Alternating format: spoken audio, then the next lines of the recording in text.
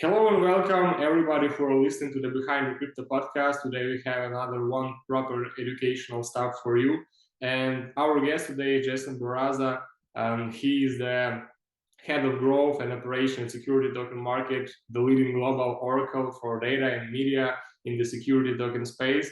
Before joining STM, he consulted over 100 startups and businesses, finding avenues for improvement or changes. How are you doing today, man? Hello. Doing great. Thank you for having me. Yeah, How are you? thank you so much. So excited to get started our questionnaire about your experience and our topics. Our listeners is the crypto enthusiasts, Web3 early builders, and cryptopreneurs. And today we want to get them as much value as we can properly. And before we start our questionnaire, I want to inquire in the details. How long have you been doing on the market? And could you please tell us a bit about your backstory? Yeah, sure thing. So security token market has been around since 2017. So we're about 5 years in. I myself started exploring blockchain over the past 3 years. So security token market was started back in 2017, like I said, with Herbert Konings and Kyle Solomon, our co-founders. I joined in a little later. And started learning about this space. It's really like, okay, let's take regulatory and compliance aspects, and let's take financial aspects and put them together. And that's when we realized security tokens can potentially benefit both sides, to be able to, rate money or tokenize an actual asset, put it on chain, reap benefits from the blockchain itself. And all you have to do really is follow those regulatory compliance rules, and obviously incorporate the right vendors. And I'm sorry, I forgot the second part to your question. What did you do before you started and had entered to the Web3 era? Maybe you had some business experience, something like that. Absolutely, yeah. So as you mentioned in the intro, I did consult over 100 businesses and startups, before this, and in the middle of that and joining STM, I was also at Bank of America in wealth management. So I had a little bit of experience in the financial space.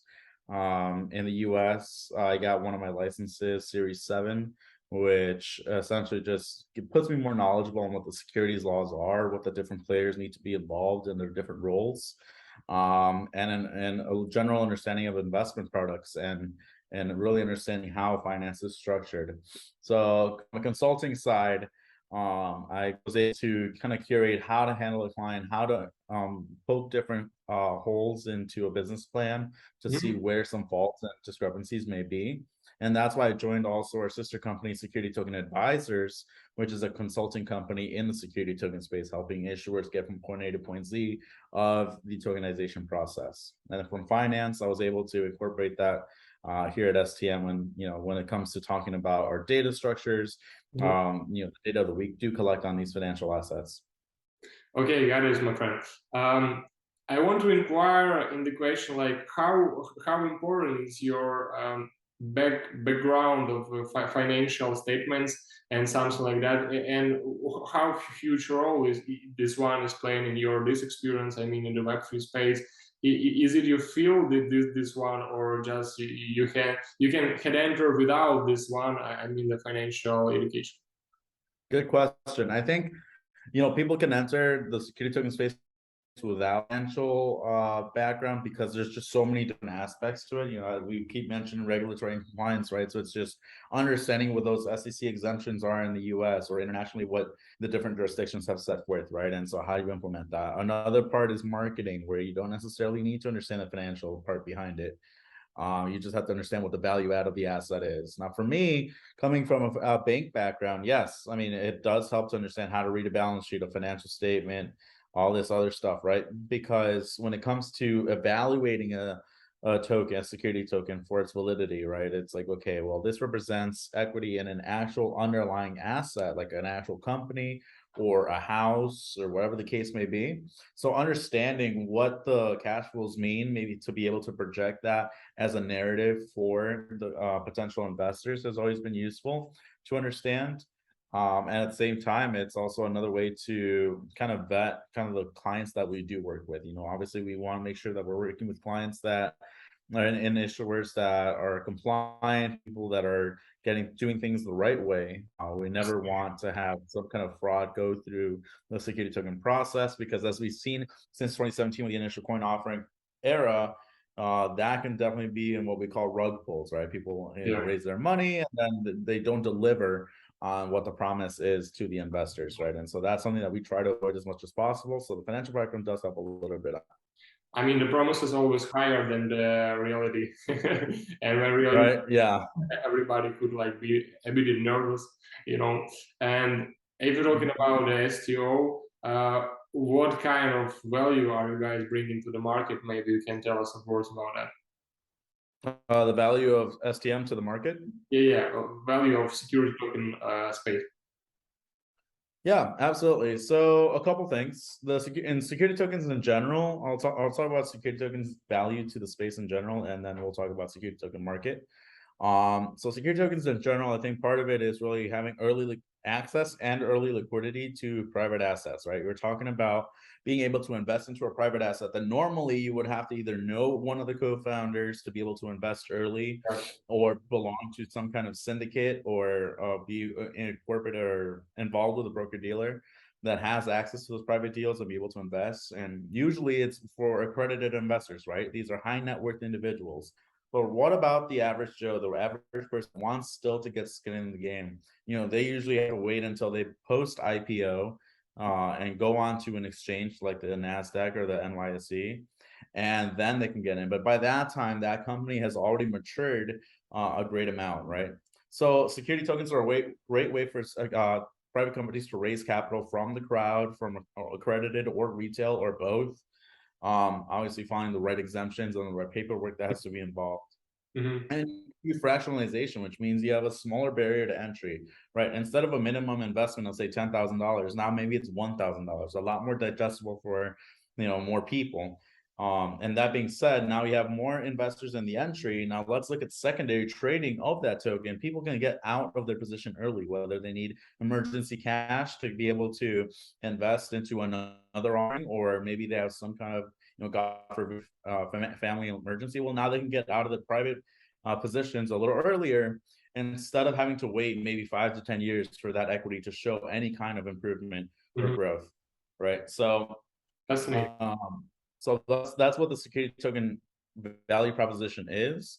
As far as security token market or company, the value proposition to the space is reporting what's going on in the space. What regulation is coming on, because it changes every day.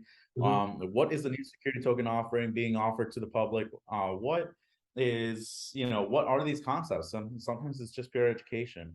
And on the data side of the company, it's collecting that information, aggregating it, and having it in one central place, so that if you're an investor looking to invest into these security tokens, you have one place where you go and you see, hey, here's this token that I'm interested in. Maybe here's the white paper attached. Here's a little bit about the CEO and so forth, so that you can make a little bit more of an educated decision as to what your investment may look like. Yeah, clearly. Thank you so for this information. What I'm hearing now, you are kind of the open educational book for the cryptopreneurs and guys who are running the crypto product as well.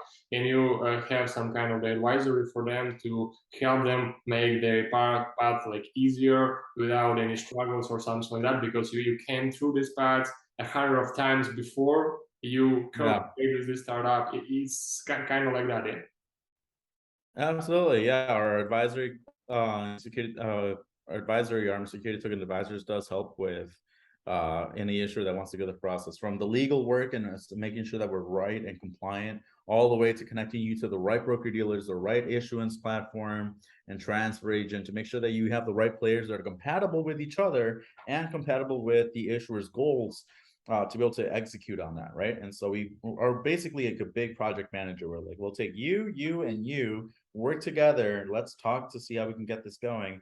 And then once we get to the actual offering to go live, then we help you with investor relations. How can you make sure that you're reporting things correctly to your investors, make sure that any news is appropriately handled and so forth. So all that are services that we provide to be able to hold hands of all the issuers, so that to make sure that they're doing it right and we're able to provide that value to increase adoption of security tokens in general. Yeah. Imagine that you are going on your life, like through all your life is your grandpa near behind you with your hand and shaking his hand, and this is much easier to do with your grandfather or even father, with all the rules, with all the knowledge about the world and something like that. Yeah, clearly. Tell Exactly. us, please, a couple of words about the value of the advisory board. I mean, in-house consultants for a crypto project as well, how it works, and what kind of value they can get. Yeah, absolutely. To have consultants on your team is always good, just because these are people that specialize in this area and they see it every single day, which means they have exposure to, what is the current market looking like, maybe something that wasn't widely reported, but because we know someone in this space of let's say our partners in the broker dealer space or our partners in the transfer agent space, maybe we start realizing about more efficient ways to do a certain process. And that's something that we've seen time and time again happen with our clients. It's like, okay, they want to do something, and in the term of our process, we have a conversation with one of the partners and they reveal to us, hey, you know what, we just launched this is perfectly suited for your client. Great, let's connect, let's do it. And all of a sudden we're providing more value, right? I don't think I So this one. Yeah, absolutely. exactly. So I think that's the importance for any issuer. And the other one, which is I think the more direct and Mhm.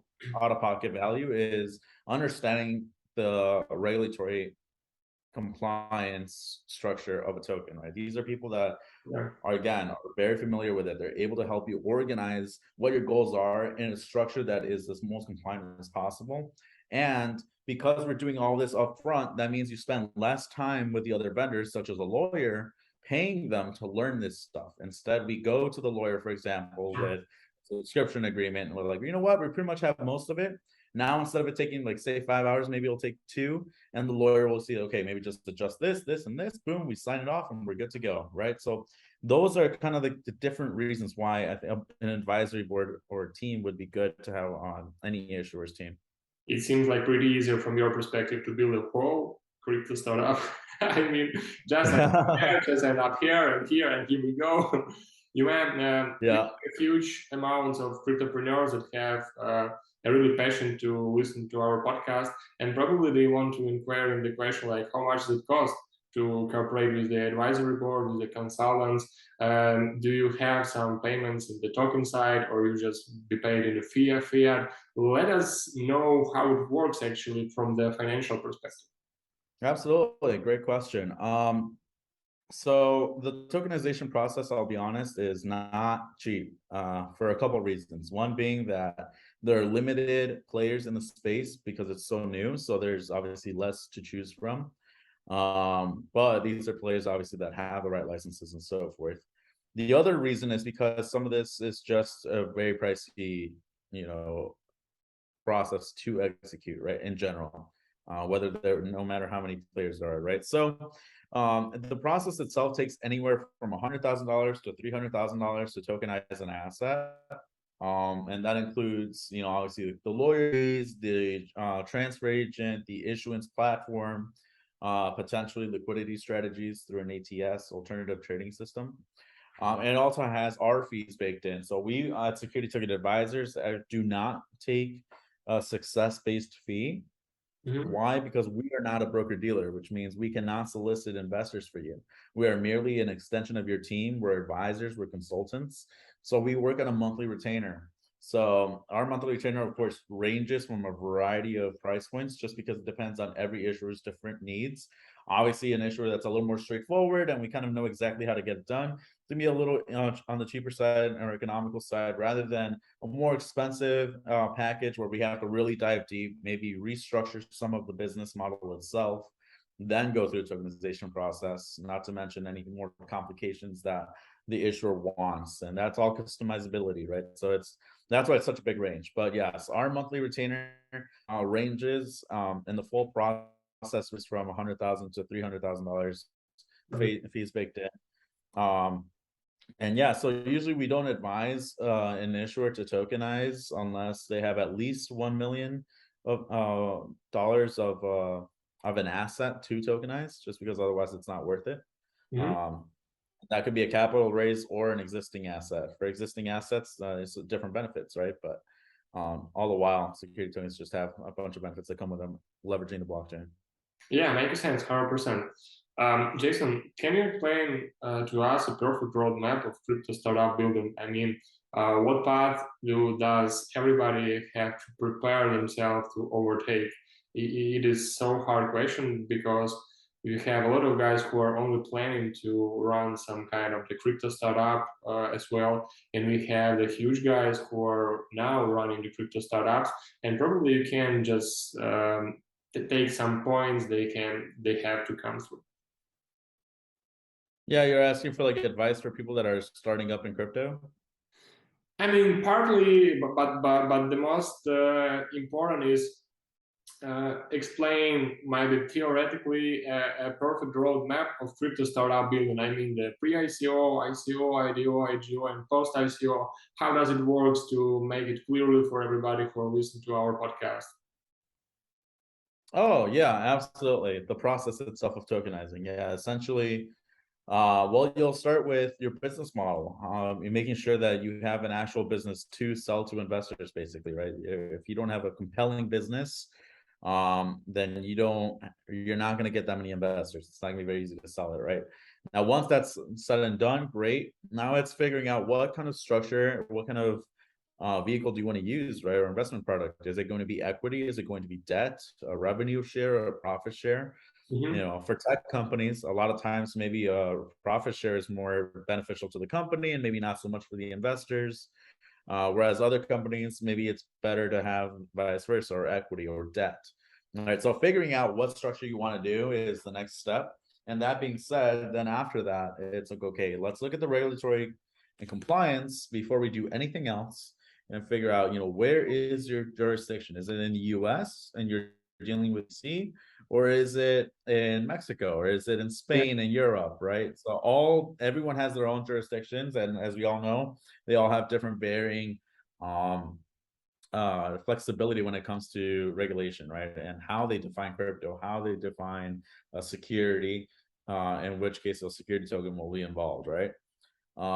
And then the next part is, obviously connecting with a lawyer, make sure that you're not violating securities laws. If it's supposed to be a utility token or a governance token or a DAO, and if it's supposed to be a security, then okay, making sure we're doing it the right way.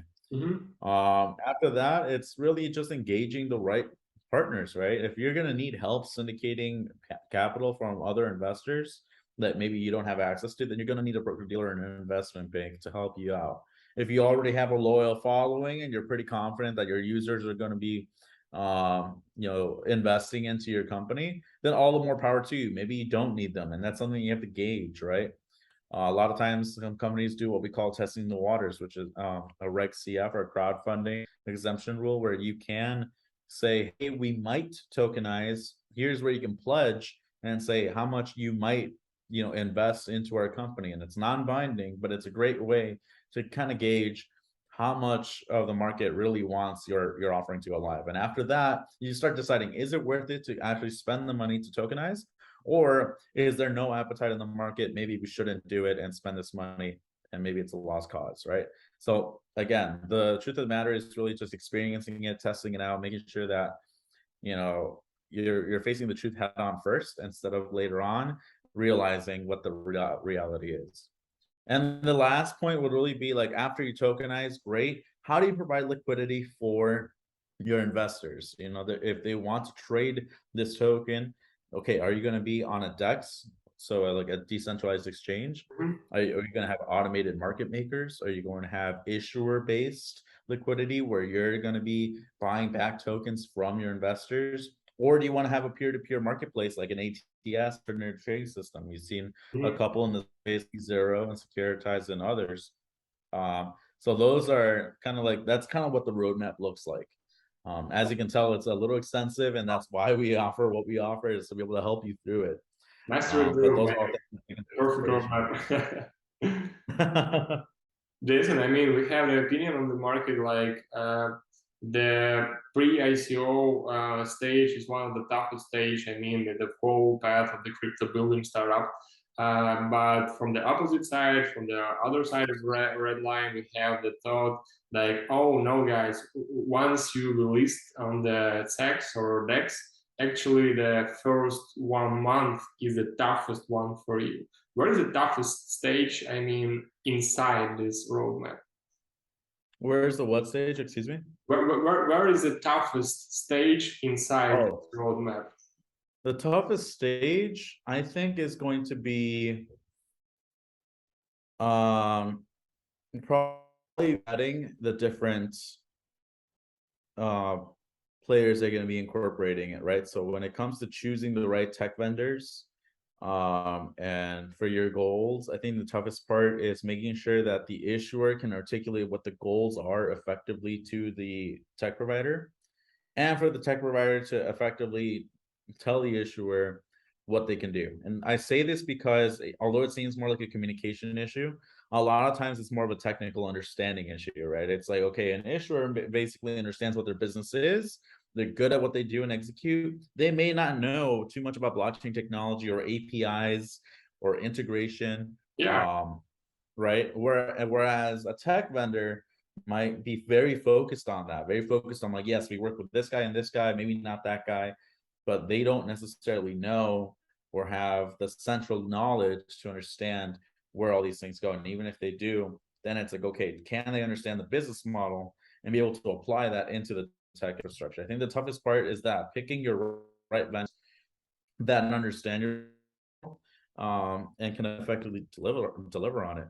Sure. Do we have enough kind of experts inside the Web3 space? I mean, the advisory staff, the guys who can help you with the fundraising, or guys who we wish help to tokenize your assets or something like that? Or we have just learn our young guys to make again in this Web3 space?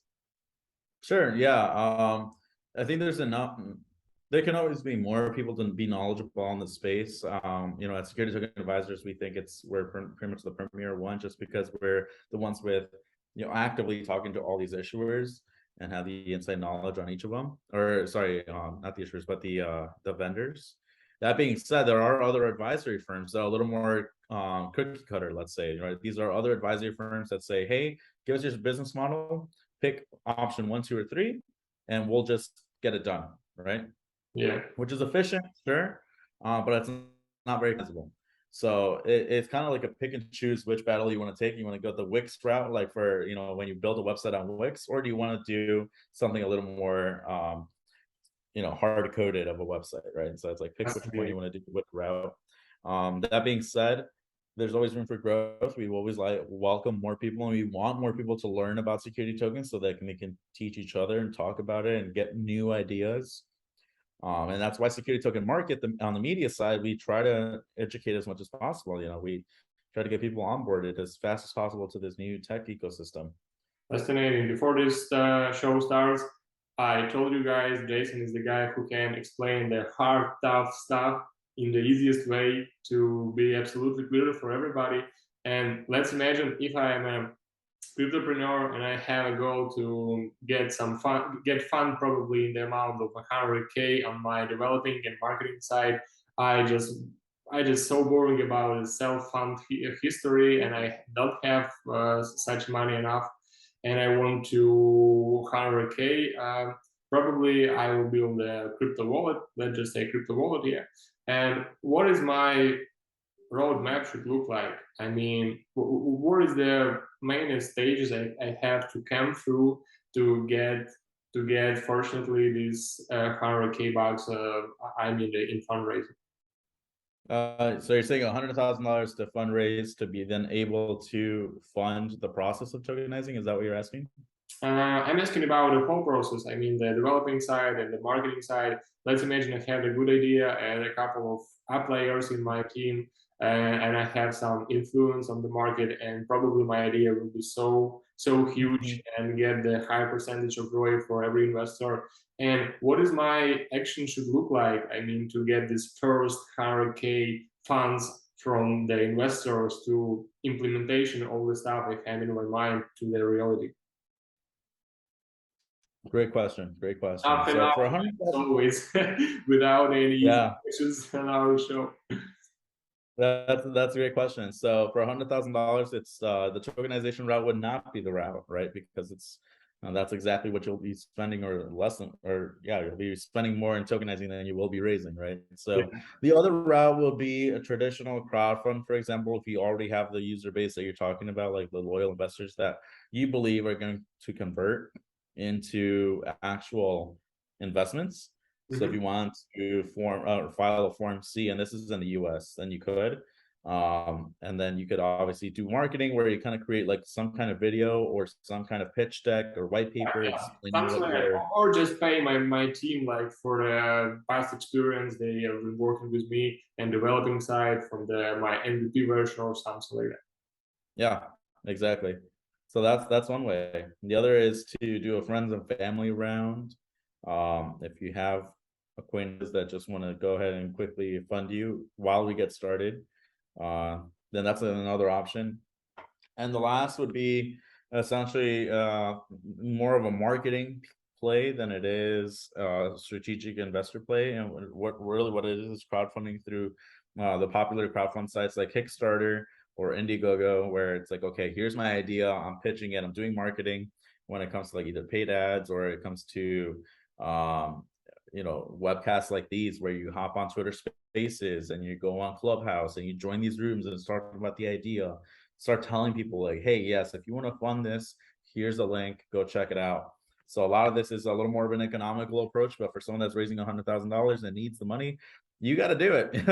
I'll be honest, you got to do whatever you can to get creative and get those investor base. And once you have that 100,000, it's like, okay, now you have some working capital to get something going, and then you can then potentially, either get revenues from that MVP or minimal viable product, or and then from there, fund the tokenization raise, or as long as you have an MVP and you start seeing some kind of revenues, then maybe do a private placement, right? Where you raise from accredited investors, and it's a Perfect. little easier, right? So a lot of different options there on that end.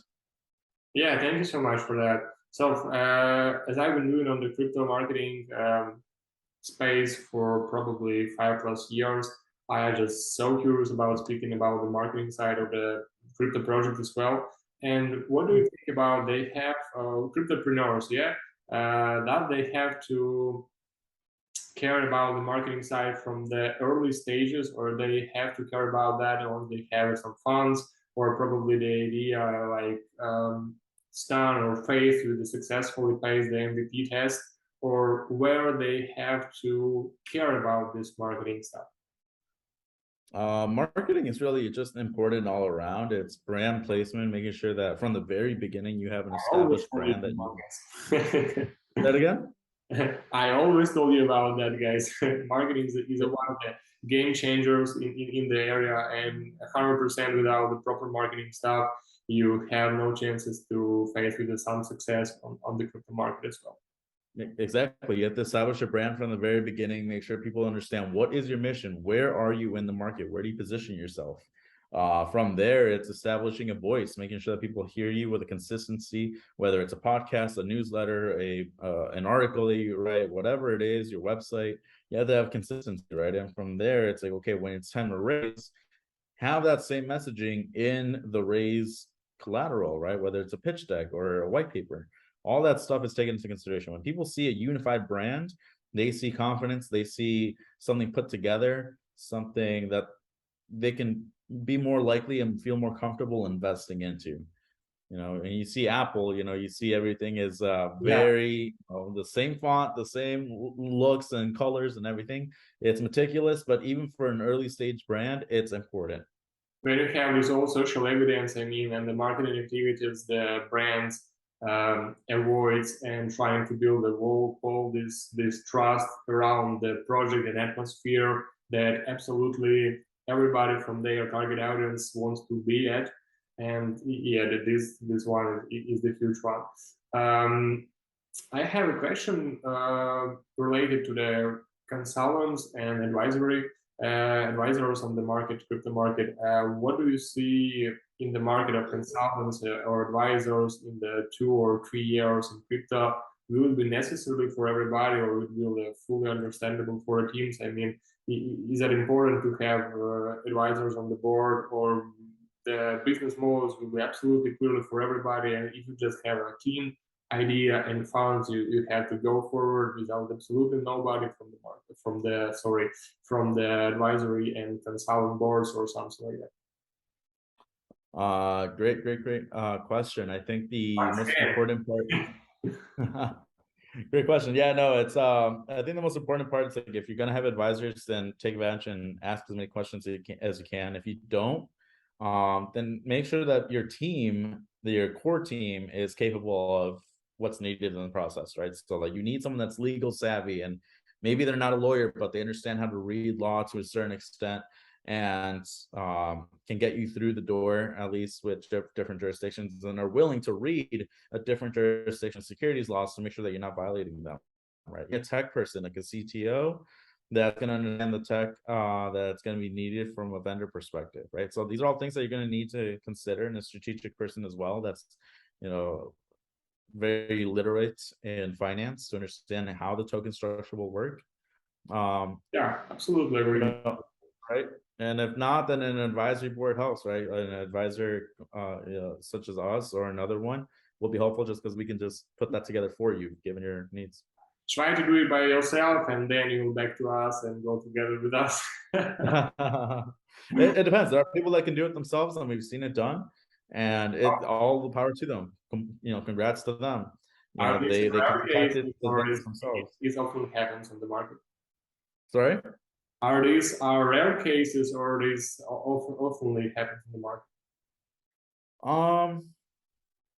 I think right now it's about maybe 25%. I think 25% can potentially do it on their own, and that's probably because, no, just because they can do it on their own doesn't mean it's an efficient way, right? Because these people will contact the different developers, the different issuance platforms, right? But then what happens is that these issuance platforms and these tech platforms now have to spend their time educating the issuer on what these laws are, and educating them on what the different steps are. And so at that point, it's hindering on the actual process, right? Because now you're stopping the process to educate, you're stopping the process to structure. And so it's, quite frankly, not necessarily the best use of the developer's time, and sure is not of the issuers either. And so that's the disconnect, right? So even though it is possible to do it on your own, just make sure that you try to put it together in a nice little tight knit bow as much as possible, for the time that when you do contact the different vendors, you're able to execute a little faster, right? That being said, that's why we have us. That's why we have what we offer, is because we are able to do that, contact them. But yeah. So it has been done. It's definitely possible. Just have a good team. Otherwise, you know, we're here to help. Okay, so yeah, about the market, let's be totally honest.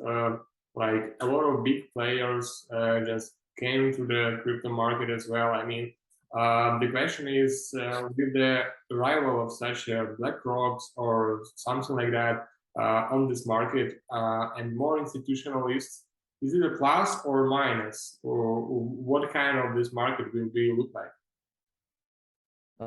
What does marketing look like, you asked? Yeah, I mean, after the participation of such big players like BlackRock or the Pantera Capital, or some guys and more institutionalists, and this guy a lot of capital, will it be less volatile or more volatile, or what is your overview about the market after the participation of this big institutional invitation? Got it. Okay, yeah. So having institutional players is definitely would be a huge plus for the market, just because it gives it validity, you know, in the eyes of the consumer. And so I think it's great because they also have other and bigger accounts, they have bigger assets, right? And so if BlackRock and all these other big companies, sorry. Oh yeah, huge, yeah. So if you put that on the blockchain, all of a sudden the market cap explodes, right? And there's more validity, there's more adoption. And so, you know, something that we like to say here is like, you don't have to create value. Like with a crypto, you have to create the value and sell it. Like, why does Dogecoin matter? Or why does any other altcoin matter, right? Mhm. and you have to create a compelling story as to why. Whereas with a security token represents an underlying asset that already has value, whether it's a company with like that's 3 years old and has a valuation, or if it's a growing company, a brand new startup that has a real projection, right? These are real assets, or if it's real estate. So when it comes to BlackRock institutions coming in that has a fund, for example, that they want to tokenize, great. It's a say $4 billion fund. Let's do it. Like SoftBank has the $5 billion opportunity fund, right? Well, that's another $5 billion being tacked on to the cap of security tokens. That's why we've seen security token growth explode over the last few years. We started this year with 1 billion in market cap in secondary trading, and right now we're around 17 billion, right? That's 17x growth in the billions, right? So that's not to mention another 60 billion in the pipeline of primary that's locked up before it starts trading, and not to mention every single other asset that's there to be tokenized and be taken advantage of to put on the blockchain for efficiency purposes, right? So if BlackRock would come in, or any others, I think it would be a huge positive. Um, like I said, validity too, and I think we would encourage other people that are in the middle to decide, okay, you know what, let's do it. Because the truth of the matter is, I think, is like all these big banks, and they're all exploring it. We've seen JP Morgan do it with the JPM coin. We've seen Goldman Sachs with BNY Mellon through their loan that they do on HQLAX on the blockchain, right? So we've seen different banks dabble and explore it, but no one has truly jumped 100% into tokenization. And so I think they're all waiting to see who's going to be first. And as soon as one or two do it, everyone else will jump in. So I think for adoption purposes, it would be great. Love your way of thinking. Yeah, absolutely. Can be added by even something. Um, and if we are talking about this crypto wallet builder, as you can remember from our example, they are trying to get at first $100 on some kind of spendings, and can you give for this guy and for guys like them the top three game changers from your experience that strengthen everybody more than anything else? I mean, probably you have some jokers on the pocket for this guy. Maybe they have to think about creating more visualization pitch deck. Maybe they have to build about the not community in the Telegram, also build in the Discord. Or maybe they have to thinking about the partnership program, or maybe they have from the early stages have to launch the referral system to ensure virality and organic growth for them. Top three from your perspective for every cryptopreneur and the early Web3 builder. Great question. I think the first one is have a loyal community. We would rather, like on our side, we'd rather have 10,000 loyal users that come onto our site, that read our stuff every day, that are consumer stuff, and then once we launch a security where they're able to invest and they want to, rather than 100,000 followers that are merely barely liking it, barely understanding what we're talking about, are not that interested. We would rather have a dedicated, loyal user base than a community that's not as engaged, right? And so I think that's one advantage that makes it that's a game changer, because now you have a very good understanding as to what your niche is, what your voicing is, and what your potential for investors is, right? So number one is having a loyal community and building that from day one. The second part would be communicating your value proposition very effectively. Be able to pitch your company in an elevator pitch, fast in 30 seconds without that much discrepancy, right? Be able to give the long form version as well and talk about it for 30 minutes and answer the complicated questions from anyone that might be jumped at you. You need to understand your business better than anyone else. And if someone knows more about your business than you do, that's where you're screwed. That's where you lose them. That's a bad sign off for you. Exactly. You got to know your business, know it in and out, be able to pitch it, understand it, and see where that projection is for the future, where the potential is for growth. And I think the third game changer is have a solid team. You need a team that you can rely on. You need a team that is credible, that has good work experience, that has, a different set of skill sets to offer. When we started Security Token Market, our team was maybe 4 to 6 people, some in banking, some in regulation, compliance, some in tech, some in media production that has nothing to do with the rest, right? But having a dedicated person per thing that has the knowledge and the execution ability to get these things done is very important to have, especially in an early stage team. Because when investors come knocking and they start asking what makes you so different and what gives us, the investors, the assurance they're going to execute on our money, well, it's having that solid team they can rely on, right? Not to mention a great culture within the team to be able to execute effectively. So those are the three things I would say: have a loyal community base, be able to understand your business, and have a great team. Yeah, absolutely love these ideas, and yeah, share the same opinion with you. Jason, do every cryptopreneur have to keep in their mind the three main stages? I mean, the pre-ICO, ICO, and post-ICO in their mind, and have to prepare as well for every of these stages by taking your or probably mine advice, or they have to look at the different type of stages, or we have the only three main stuff for them. I mean, the pre-ICO, ICO, and post-ICO, or probably you have to or want to add something. Yeah. I will substitute ICO for STO instead of initial coin offering. I would say security token offering, because ICOs have a very negative connotation from 2017 and that time when they were non-compliant securities. So we'll say it STO. But yes, pre-STO, the main concern and to keep into mind in that stage is hyping up your community, getting them understanding as to what's going on, maybe hints at the fact that you might tokenize, but figure out what that business proposition is and get them excited to have that loyal user base. Then during the STO, make sure that consistently marketing, you're consistently hitting up your user base, your potential investors. Raising money is one of the hardest things to do. And so during an STO, if you want to raise money from people, it's one thing for them to say, hey, we'll give you like whatever money. It's another thing for them to take their wallet out and actually give you the money and send it over. So you need to consistently. Exactly. It's a very big difference. So you need to be persistent. You need to be able to pitch. You need to be able to have resilience. It's not an easy process, but you have to have trust that it will work out, and do your best. And then post STO, don't forget to thank your investors. Don't forget to engage them. Don't forget to give them some kind of benefit for supporting you, for being there for you, for believing in your company. Post STO, make sure you have a good investor relations team that's going to be able to then effectively market and say any material changes within your company, right? But those are the three stages. I would say I would agree with you that those are the three stages of like raising capital and what each stage needs to be more focused on. Okay, yeah, sure, 100%. Jason, let us help us know about the. Will we see the Bitcoin for $100,000 for the end of the year, or we end of the year? Yeah. Ooh, that's a good question.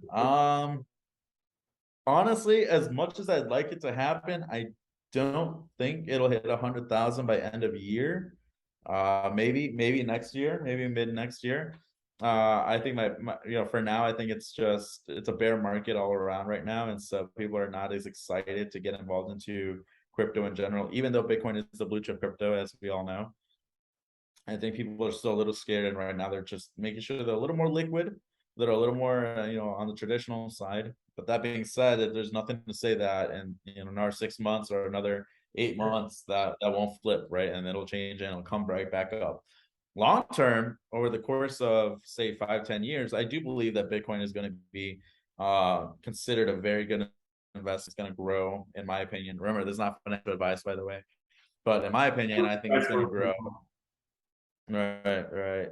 Yeah. So the value proposition is just there. Out of all the blockchains, I think Bitcoin is one of the few that has proven that it truly is secure, it truly is decentralized, it truly is serving the purpose of the blockchain as it was meant to be. So I'm bullish on it. Okay, related to this one, do you invest in any project? If yes, so which ones? Or do you enter as a private investor, or you do just buy from the market on the spot? Maybe you can just drop a couple of thoughts about your trading strategy or overview at all from your perspective. Yeah, absolutely. So I like to focus on a couple things, obviously I'm still involved in the traditional markets. I still invest in stocks that I believe in or that I see good growth potential for. When it comes to security tokens, I'll invest, and these are all private companies, right? 30 of them are private companies.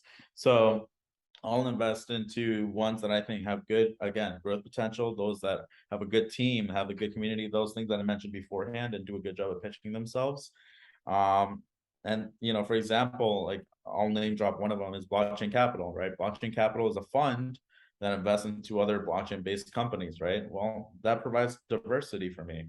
It provides, excuse me, it provides an opportunity to have a diverse portfolio. And so I just invest in blockchain capital and that returns, um, well, that'll return what it does in like, let's say a year, right? Like we'll see how that goes. Same thing for Spice VC, another venture capital firm. Mhm. Um, right. And so the Spice VC was the first tokenized VC that we've seen, right? So and they actually just invested in us, security token market for our crowd fund. Yeah. So we just released that yesterday, actually.